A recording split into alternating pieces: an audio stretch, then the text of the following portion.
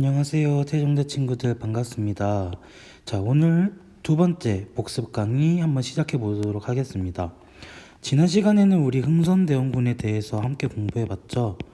그러면은 오늘은 이 흥선대원군이 내려간 이후에 일어났던 문호 개방과 그 다음에 개화 반대 운동에 대해서 한번 집중적으로 살펴보도록 하겠습니다. 이전 강의에서도 말씀드렸다시피 여러분이 충분히 강의를 보고 복습을 하는 차원에서 와야 되지 이 강의를 처음으로 들으면 안 됩니다. 자, 선생님의 판서 노트 한번 함께 봅시다. 자, 이렇게 크게 문호 개방, 그 다음에 개화 반대 운동에 대해서 살펴볼 거예요. 내용이 좀 많죠. 그렇기 때문에 빨리빨리 간단하게 훑어보는 식으로 가보도록 하겠습니다. 자, 문호 개방이라는 것은 문이 드디어 열렸다는 거예요. 자, 문이 열렸다는 것은 이제 외국과 수교를 시작했다는 의미를 말하는 거죠. 크게 강화도 조약과 중미수호 통상조약을 중심으로 살펴볼 것인데 우선 강화도 조약의 내용에 대해서 복습해 봅시다. 원래 정식 이름은 조일수호 조교입니다. 자, 배경으로는 대원군이 내려가고 고종이 친정하게 되면서 통상개화파가 대두했다라고 나와 있는데 대원군이 내려간 이유는 간단합니다. 원래 대원군이 정치를 주도했던 명분이 고종이 어렸기 때문인데 고종이 이제 나이가 차자 대원군이 하야를 하게 된 것이고요. 고종이 이제 직접 정치를 하게 됐다라는 의미가 바로 친정의 의미가 바로 그겁니다. 자, 이를 통해서 이제 기존에 대원군이 실시했던 통상수교 거부 정책은 끝나게 되고 이제 수교를 해야 된다라는 움직임이 많이 늘어나기 시작합니다. 그것이 바로 통상개화파들이었고요. 대표적으로 박규수, 오경석, 유홍기가 있겠습니다. 자, 그 다음에 대외적으로 국외 일본의 상황에서는 일본에서는 정한론이 대두되고 있었다. 당시 일본에서도 계속해서 근대화와 개혁이 이루어지고 있었어요. 그런 상황에서 반발이 일어나자 이 관심을 국내의 불만을 국외로 돌리기 위해서 한반도를 정복하자라는 정한론이 대두되기 시작했습니다. 그 결과 운요 사건을 일으켰는데 이 운요 사건이라는 것은 이제 우리나라에 접근해서 군함을 접근해서 대포를 빵빵 쏘면서 야, 문 열어, 우리랑 수교 맺자 이러면서 일종의 협박을 한 것이죠. 근데 이러한 방식은 일본이 문이 열 때도 미국이 일본에게 그렇게 위협을 가했었거든요. 그러니까 자기가 당했던 방식을 그대로 조선에게 이용한 것이었죠. 자, 내용도 여러분 모두 강의를 통해서 배웠죠. 조선은 자주국이다 라고 적은 것은 좋은 말이 아니라 당시 청으로부터의 간섭을 배제하기 위한 것이었다. 그 다음에 부산과 함께 원산, 인천이라는 항구를 개항했고요. 그 다음에 중요한 내용은 이 7번과 10번 조항이 되겠습니다. 해양 측량권을 통해서 그 다음에 치해법권을 통해서 불평등 조약임을 확인할 수 있었다. 해양 측량이라는 것은 이제 우리나라가 이렇게 있으면은 이 우리나라의 근처를 이제 배를 타고 이렇게 돌아다닐 수 있다는 거예요. 그러면서 이 해안선을 측량을 할 수 있다는 거죠. 왜 일본이 우리나라의 해양을 측량하려고 했을까요? 그것은 바로 이제 경제적인 침략을 하기 위해서, 침략에 좀 더 용이하기 위해서 조사를 하는 것이겠죠. 자, 여러분, 갑자기 이제 낯선 사람이 내 몸을 이렇게 더듬는다고 생각해 봅시다. 이러면 매우 불쾌하겠죠. 이런 상황과 마찬가지예요. 그렇기 때문에 이 해양 측량권은 불평등 조약이라고 볼 수 있겠고, 치해법권의 내용을 여러분 강의를 통해서 들었죠. 일본 사람이 조선에서 죄를 저질러도 조선에서 재판을 받는 것이 아니라 그 사람이 원래 고향인 일본으로 가서 재판을 받는다. 자, 그러면 어떻게 되겠어요? 조금 더 조선에서 범죄를 저질러도 자국에서 심판을 받으니까 조금 더 처벌을 덜 받겠죠. 그렇기 때문에 일본인들은 좀 더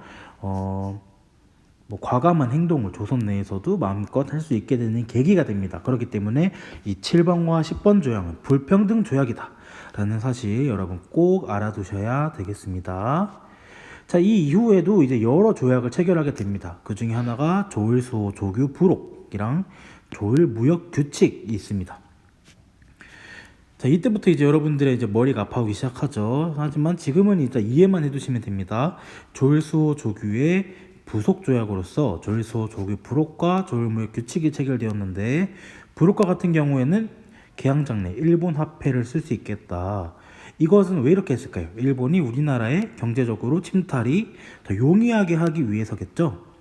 그 다음에 조일무역 규칙은 경제적인 침탈을 좀 더 용이하게 하기 위해서 만든 규칙입니다. 자, 외우기 쉽기 위해서 이 무라는 내용을 기억해 두시고, 쓰리 무가 있겠습니다. 세 개가 없어요. 첫 번째, 관세가 없다. 두 번째, 항세가 없다. 세 번째, 곡물의 유출에 제한이 없다. 그래서 이 쓰리무를 기억해 두시면은 조일무역 규칙이다 라는 점을 기억해 두시면 되겠습니다. 관세라는 것은 외국의 상품이 우리나라로 들어오기 위해서 부과되는 세금을 말하죠. 왜 관세가 있냐면은 우리나라의 상품을 보호하기 위해서겠죠. 그러면 일본이 이런 관세를 없애겠다는 것은 우리나라 시장의 상품에 있어서 경쟁력이 없게 하는 것이기 때문에 당시 우리나라의 업자들이 많은 타격을 입게 되겠죠. 항세와 같은 경우에도 일본의 선박이 우리나라 항구에 정박을 하는 데 있어서 따로 세금을 내지 않겠다는 것이고, 곡물 유출과 같은 경우에도 이제 일본이 우리나라의 곡물을 마음껏 사가고 빼내가는 데 있어서 제한을 두지 않겠다는 거예요. 그러면은 당연히 우리나라의 이제 상공업자들이나 농민들은 당연히 타격을 입겠죠. 자, 이를 통해서 정리를 해보자면은 조일수호 조규, 즉 강화도 조약은 최초의 근대적 불평등 조약이었다라는 점 강의를 통해서 배우셨을 겁니다.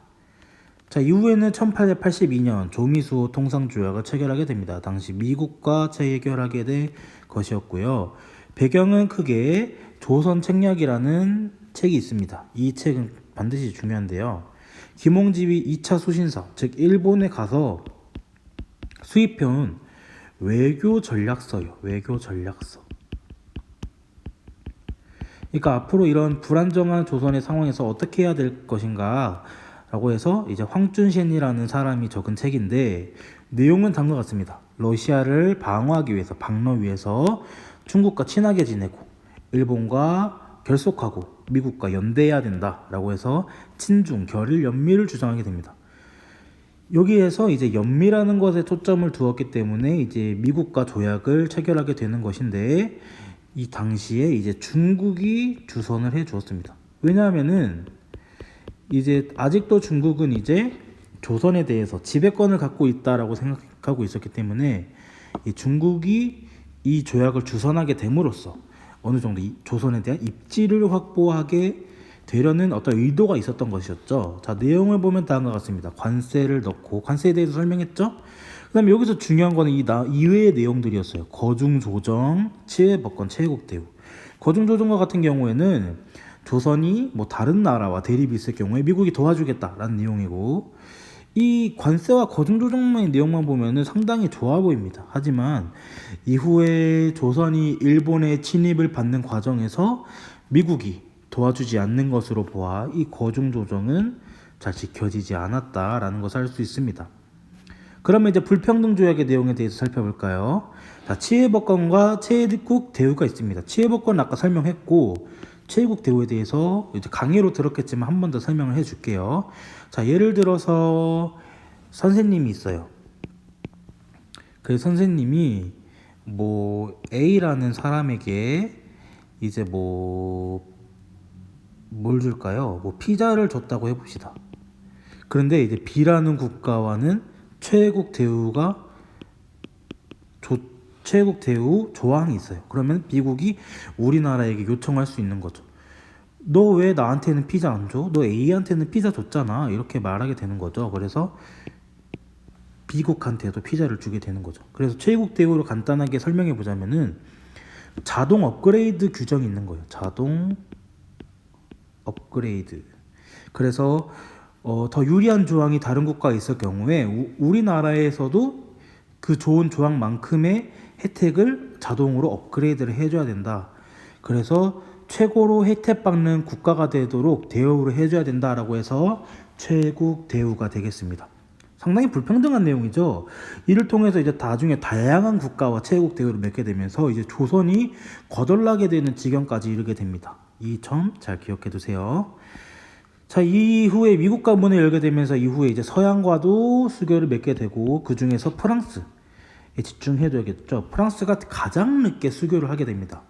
왜 그러냐면은 당시에 이제 여러분 우리 지난 시간에 병인 박해 그로 인한 병인 양요에 대해서 배웠잖아요. 당시 프랑스 선교사가 조선에 많이 유입되어 있었기 때문에 이 크리스트교 포교를 두고 상당히 시간이 지체되어 있었습니다. 그 다음에 그로 인해서 이제 사절단인 보빙사를 파견하게 되었습니다. 자, 이렇게 문호가 개방되게 되면서 이제 적극적으로 개화 정책을 실시하게 됩니다. 이것은 이제 쉽게 말해서 근대화 정책이라고 보시면 되겠는데요. 자, 한번 볼까요? 자, 제도를 개편하게 됩니다. 그래서 이 개화 정책을 총괄하기 위해서 통리기무아문이라는 기구를 만들게 되고, 그 다음에 군대도 별기군이라는 것을 만들게 됩니다. 당시에 이제 조선의 주력 무기는 뭐였어요? 대포인데 이게 터지지 않고 그냥 커다란 쇠구슬만 던지는 대포였고, 그 다음에 조총이었죠. 이 조총은 우리가 지금 생각하는 총처럼 바로 빵빵 쏠 수 있는 게 아니라 이거 화약에 이제 심지에 불을 이렇게 하고 총알을 넣고 기다렸다가 빵 쏘게 되는 거예요. 그렇기 때문에 상당히 전술에 있어서 불리했기 때문에 이렇게 신식 군대를 만들어서 군사적 훈련을 했습니다. 자, 그 다음에 이제 당시에 주변의 국가들이 어떻게 근대화하고 있었는지 좀 살펴보는 과정이 필요하겠죠.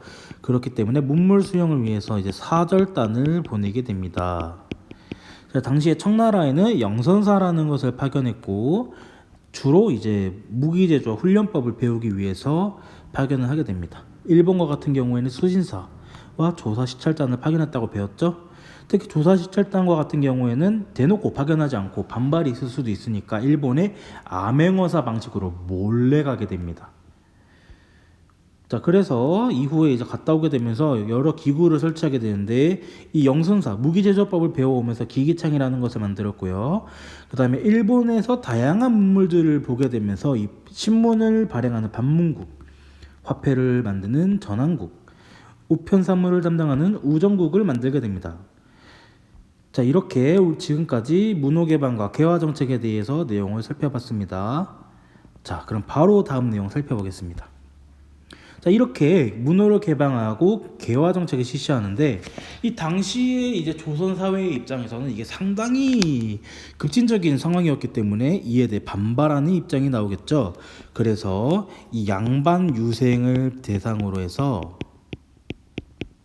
위정 척사 운동이 일어나게 됩니다. 그래서 바른 것을 지키고 사악한 것을 배척하자라는 건데 이 바른 것, 정은 뭐예요?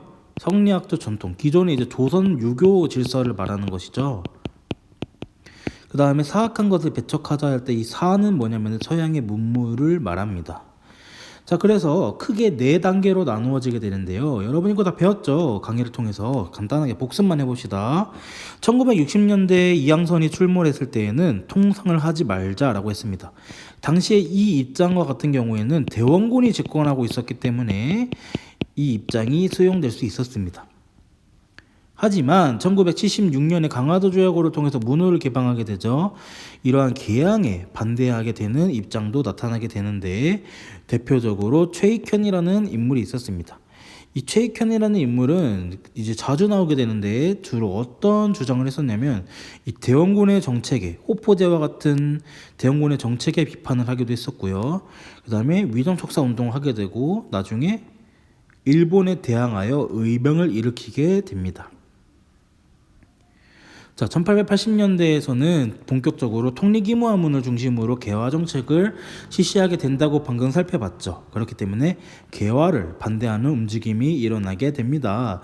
대표적으로 이만손을 중심으로 한 영남만인소가 있는데 이건 뭐냐면은 영남을 중심으로 해서 10,000명의 유생들이 모여서 상소를 올렸다는 겁니다. 자, 그래서 아까 선생님이 설명했던 조선 책략을 비판하게 되고 그 이외에 또 다양한 개화 정책을 비판하게 됩니다. 이후에는 일본의 침략이 가속화되자 이제 이 유생을 중심으로 군사를 일으키게 됩니다. 자, 이래서 크게 4단계 통상반대, 개항반대, 개화반대, 항일일병 이 4단계는 꼭 시기에 맞춰서 주요 인물과 이제 시기별로 나누어서 공부해 주시면 되겠습니다. 자, 그 다음에 이 개화반대와 관련된 가장 대표적인 사건으로는 이모군란이 있습니다. 자, 여러분 우리 지금까지 뭐 병인박해, 신미양요, 그 다음에 뭐 이모군란 이렇게 다양하게 배우고 있죠. 이거는 뭐냐면은 여러분 60갑자라고 들어보셨나요? 60갑자? 뭐 자축인묘 진사오미 신유술에 해서 12간지와 그 다음에 10개 갑을병정 무기경신 임계 가 만나서 이게 이제 맞물려서 이제 60개가 되는 거거든요.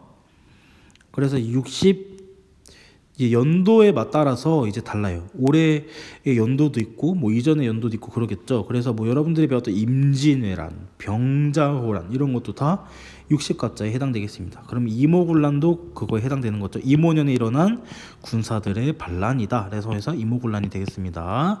자, 배경은 다 알고 있죠. 99인과 벨기군의 차별 대우. 99인은 당시에 급료도 밀려 있었는데 나중에 한 달치 급료를 줬을 때 뭐 쌀이 전혀 없었고 뭐 겨와 모래로 섞여 있어서 이제 이것을 계기로 군인들이 분노로 해서 반란을 일으키게 된 것이죠. 그 다음에 이 이모군란 때는 하층민들도 많이 참여를 했습니다. 군인뿐만 아니라. 왜냐하면은 당시에 개화 정책을 실시하는데 이 신식 물건을 계속 들여오는 과정에서 돈이 엄청 많이 들잖아요. 그 과정에서 결국 그걸 누가 부담하겠어요? 하층민들의 세금으로 부담하게 되겠죠. 그렇기 때문에 당시에 이러한 원인으로 인해서 반란이 일어나게 되겠습니다. 자, 전개 과정 살펴보겠습니다. 자, 당시에 벨기군은 일본인 교관이 주도를 하고 있었기 때문에 일본에 대한 적대감이 엄청났습니다. 그렇기 때문에 일본인 공사관을 습격하게 되고 그 다음에 계속해서 세금을 들이는 정부에 대한 반발로 궁궐도 습격을 하게 됩니다.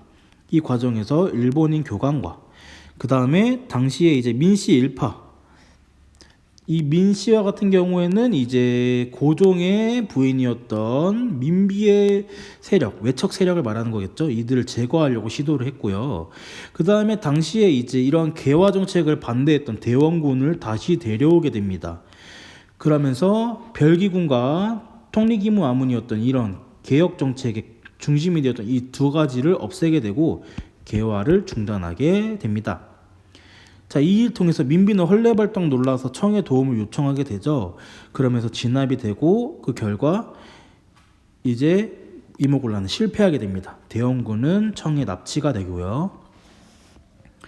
자, 그럼 그 결과 조선에 대한 청의 영향력은 강화될까요? 약화될까요? 강화되겠죠. 당시 청나라는 이제 조선에 대한 입지를 다지기 위해서 계속해서 노력하고 있었다고 여러분 우리 배웠죠. 당시에 이제 청에서는 이러한 사건을 진압한 것이 땡큐였죠. 그렇기 때문에 고문이라는 것은 이제 고문을 시켰다는 게 아니라 당시에 이제 자문을 구할 수 있는 임무를 두었다는 겁니다. 그래서 외교적으로나 군사적으로나 재정적으로나 이렇게 얘기를 할 수 있었던 고문들을 둠으로써 결국엔 뭘 했다는 거예요? 내정을 간섭했다는 것이겠죠. 조선 내부의 정치를 간섭하는 내정 간섭을 실시하게 됩니다. 그 다음에 군사도 파견하게 됩니다. 그러면서 이제 더욱더 간섭을 할 수 있게 되겠죠. 자, 그 다음에 이거 이름 너무 어려워. 조청상민수륙무역장정. 자, 끊어읽읍시다. 조청상민수륙무역장정. 자, 여러분 계속 소리 내서 같이 읽어봅시다. 시작. 조청상민수륙무역장정을 체결하게 됩니다. 자, 이를 통해서 속국임을 명시하게 되죠. 이 내정 간섭을 더 명확하게 한 것이고 한양의 상인을 진출할 수 있게 해요. 자, 원래와 같은 경우에는 우리 한반도에 원산과 부산과 제물포에만 항구를 만들고 이 근처에서만 거래를 할 수 있었어요. 근데 이 한양에까지 진출을 할 수 있게 한 것은 엄청난 경제적인 수탈을 하겠다. 우리가 너희와 거래를 해서 막대한 이득을 보겠다는 것을 확인할 수 있겠죠. 이를 통해서 이제 시전 상인들과 같은 경우에는 완전 타격을 입게 됩니다. 자, 그 다음에 일본과 일본과도 조약을 체결하게 됩니다. 왜냐하면 당시에 일본 공사관을 습격했잖아요. 그렇기 때문에 우리 보상에 우리 피해 입었어 이렇게 가지고 재물포 조약을 체결하게 됩니다.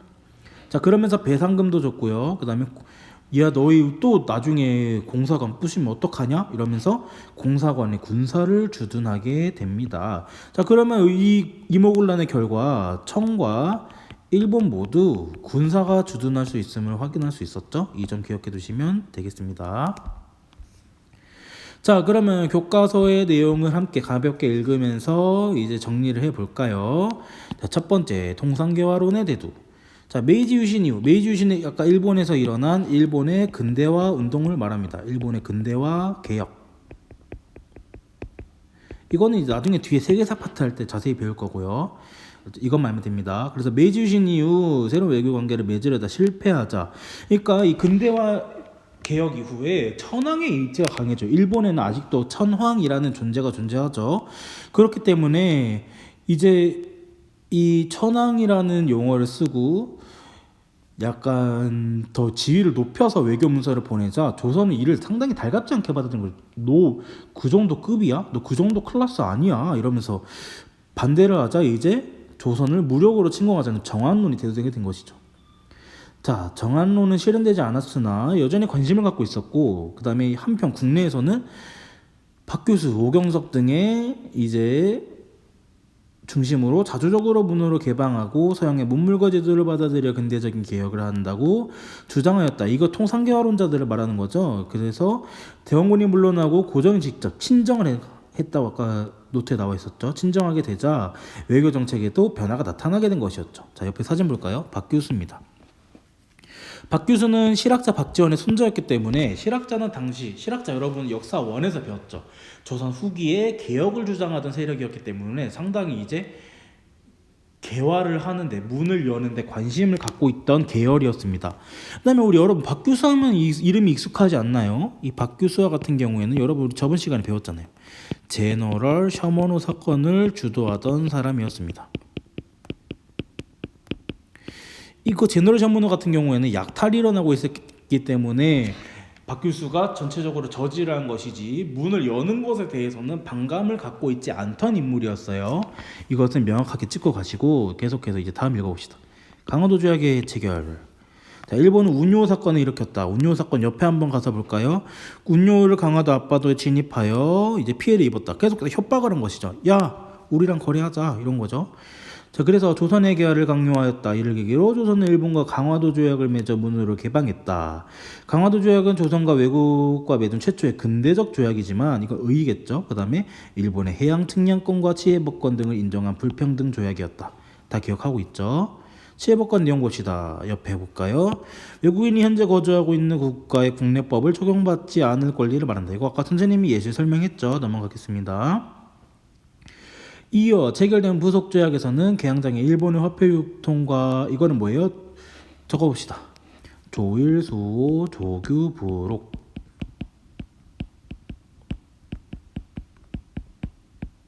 그 다음에 양국의 무제한 유출이 허용되었고 수출입 상품에 대한 무관세 원칙이 정해졌다. 이 두 가지 내용은 뭐에 해당돼요? 조일 무역 규칙에 해당되겠죠. 자, 이로 인해서 국내의 곡물 가격이 폭등하고 일본 상품이 무분별하게 유입되었다. 이에 정부가 노력한 결과 1883년에 관세 부과가 인정되었다. 이것은 이제 조일 통상 장정이라는 내용인데 이거는 뭐 크게 중요하지는 않습니다. 자, 그럼 밑에 역사 탐구 한번 볼까요? 자, 한번 읽어보시고 바로 선생님은 질문으로 넘어가겠습니다. 두 곳의 항구가 어디인지 말해보자. 어디입니까? 부산 외에 두 곳이 있으니까 원산과 제물포가 되겠습니다. 제물포는 인천을 말합니다. 인천 제물포. 자, 그럼 왜 이 두 곳을 선정했는지 한번 볼게요. 자, 지도를 한번 그려보겠습니다. 잘 그리나요? 자, 보면은 이 부산은 어디 있습니까? 한 이쪽에 있죠. 그 다음에 인천은 이쪽에 있습니다. 제물 원산은 이쪽에 있습니다. 자, 그러면 이 배경을 살펴볼게요. 부산 같은 경우에 일본과 매우 가깝죠. 그래서 일본과 가깝기 때문에 부산을 고른 것이고, 원산과 같은 경우에는 어디를 견제하기 위해서일까요? 바로 요 위에 있는 러시아를 견제하기 위해서겠죠. 그러면 뭐 원산도 일본에서 들어오기 매우 용이하고, 마지막으로 인천은 왜 뒀을까요? 일본으로서는 뺑 돌아가야 되는데 왜 인천을 뒀을까요? 왜냐하면은 인천은 바로 옆에 뭐가 있기 때문에 한양이 있었기 때문에, 그 한양이 있었다는 것은 정치적으로 간섭하기 위해서다. 정리해 보겠습니다. 부산은 경제적인 간섭을 위해서, 원산은 군사적인 간섭을 위해서, 인천은 정치적인 간섭을 위해서 설정해 뒀다라고 참고해 두시면 되겠습니다. 자, 강화도 조약을 불평등 조약이라고 보는 근거 뭐였습니까? 두 가지 말해 보세요. 마음속으로 빨리. 그렇죠. 대답했죠. 자, 뭐냐면은 치외법권과 그 다음에 해양 측량권이었다.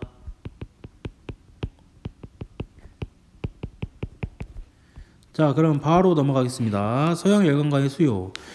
자, 개항 이후 2차 수신사를 일본에 갔던 김홍집이 가져온 조선 책략에서는 로선이 러시아 남한을 막기 위해서 청일본 미국과 손을 잡아야 된다. 박멸을 위해서는 친중결을 연미해야 된다. 배웠죠? 이 책이 유포되면서 미국과 수교해야 한다는 주장이 되게 되었고, 청은 일본을 견제하기 위해서 적극 알선했다. 청이 알선했다. 그리하여 조선은 서양 국가 중에 미국과 처음으로 조약을 체결했다. 계속해서 봅시다. 조미수 통상조약은 강화도 조약과 달리 관세가 인정되었고, 치해법권은 물론 최애국 대우까지 준 불평등 조약이었다. 최애국 대우 옆에 볼까요? 한나라가 어떤 국가에 부과하고 있는 가장 유리한 대우를 상대국에도 부여하는 것을 말한다. 이게 뭐의 줄임말이라고요? 최고, 혜택,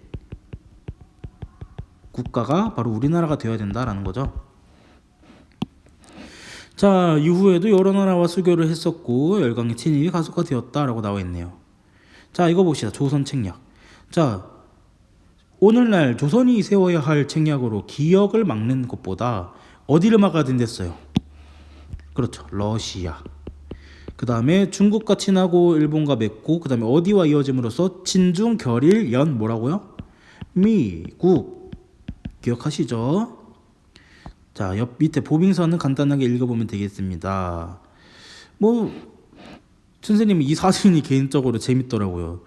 이 미국인의 입장은 상당히 좀 난처했을 것 같다라고 생각이 드네요. 자, 바로 다음 페이지 넘어가겠습니다. 자, 개화 정책을 추진했다. 자, 여기서 체크해야 될 것은 기구로 통리기무화문이 있다는 거, 그다음에 별기군을 창설했다는 거, 그다음에 수신사와 조사 시찰단을 파견했다는 거, 청나라의 영선사를 파견했다는 거, 다 여러분 내용 기억나시죠? 자, 이후에 이제 위정 척사 운동에 대해서 빠르게 살펴보겠습니다. 자, 이들의 정은 뭐였다? 성리학적 정통 질서였다. 그 다음에 배척은 뭐였다? 외세, 서양의 문물과 외세였다. 그래서 1960년대 통상반대, 그 다음에 1970년대에서는 뭐였다? 개항반대였다. 1880년대에는 조선 책략의 유포로 반대해서 영남만인소를 일으켰다. 개화반대를 했다. 그 다음에 이것은 자주적 민족운동이었지만 결국에는 오늘날의 입장에서 볼 때는 어때요? 상당히 보수적인 운동이었죠. 그렇기 때문에 근대적 개혁의 창의가 되었다는 한계점을 지니고 있다는 점도 기억해 두셔야 되겠습니다. 이 역사 탐구 내용은 학습지에 선생님이 답안을 첨부해 두도록 할게요. 바로 넘어갑시다. 마지막, 이모군란. 이모군란은 정부의 개화 정책에 반발을 받은 구식군인이 차별대우에 반발해서 일어난 것이었죠. 이때 경제적 어려움이 있던 하층민들도 가담을 했다. 그래서 요 그림 보면 어때요? 당시에 이제 급료 지불에 대해서, 그 다음에 제대로 이루어지지 않은 것에 대해서 반발이 일어난 것이죠. 자, 별기군 보겠습니다. 별기군은 신식군대였고 좋은 대우를 받았다. 그래서 구식군 차별했다. 참고하시면 되겠습니다. 자, 밑에 내용도 빠르게 보면서 마무리할게요. 일본인 교관과 민실파를 살해했고 흥선대원군이 집권하면서 개화정책이 중단되었다. 그리고 청나라가 이제 군대를 보내면서 결국에는 납치됐죠. 그러면서 민씨 세력이 다시 집권을 받게 됐다. 하지만 이를 계기로 청나라가 조선을 더 간섭하게 되었다는 점을 기억해 두셔야 됩니다. 고문 두었다. 내정 간섭했다는 거죠. 그 다음에 조청상민 수륙무역장정. 자, 이거 숨 끊으셔야 돼. 조청상민 수륙무역장정. 자, 옆에 보겠습니다. 속고기만 명시했다. 그 다음에 대등한 지위를 갖는다고 규정했다. 이것은 북양 대신, 그러니까 청나라의 고위 간직이 조선의 왕과 같다는 거예요. 이는 기존의 이제 사대 질서를 확립하기 위한 것이었죠. 한편 일본은 공사관이 습격받은 구실로 재물포 조약을 체결해서 배상금을 지불하고 공사관 경비를 구실로 군사가 주둔하는 것을 허용했다. 그러니까 지금 청과 일본 모두 조선의 군대를 주둔하고 있는 상황이었어요. 자, 빈칸 내용 한번 정리해 봅시다. 첫 번째, 두 번째 모두 나와 있네요. 저번 강의와 함께. 자, 흥선대원군은 뭐를 실시해서 양반에게 군포를 부과했습니까? 그렇죠, 호포제였습니다. 호포제.